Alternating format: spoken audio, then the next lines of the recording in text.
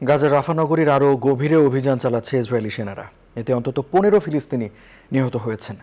জাতিসংঘ বলছে এরই মধ্যে রাফা ছেড়ে পালিয়েছে 8 লাখ মানুষ। তবে ইসরায়েলের সেনাদের ওপর পাল্টা হামলার অভিযোগ করেছে হামাস। এদিকে গাজা যুদ্ধ নিয়ে ইসরায়েলের মন্ত্রিসভার দেখা দিয়েছে ভাঙনের সুর। ইসরায়েলের সেনারা ট্যাঙ্ক নিয়ে স্থল অভিযানে জাবালিয়ার ভেতরে ঢুকে রাস্তায় রাস্তায় হামলা চালাচ্ছে বলে জানিয়েছে অধিবাসীরা।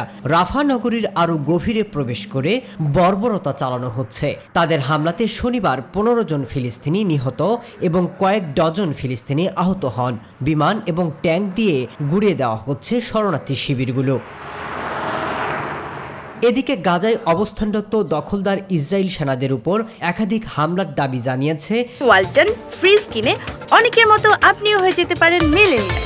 সেরা পণ্যের সেরা অফার। ফিলিস্তিনি সশস্ত্র গোষ্ঠী হামাস রাফা ক্রসিংয়ে গোলাবর্ষণ এবং বিমান বিধ্বংসী ক্ষেপণাস্ত্র লক্ষ্য করে একটি ইসরায়েলি অ্যাপাচি হেলিকপ্টারে হামলাও চালিয়েছে তারা।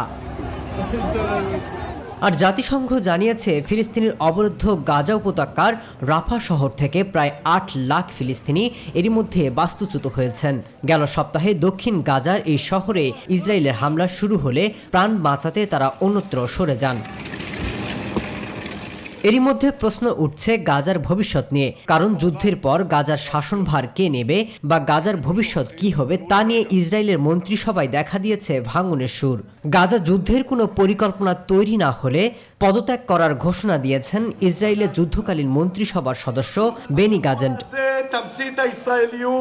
মাসুদ রানা, নিউজ 24।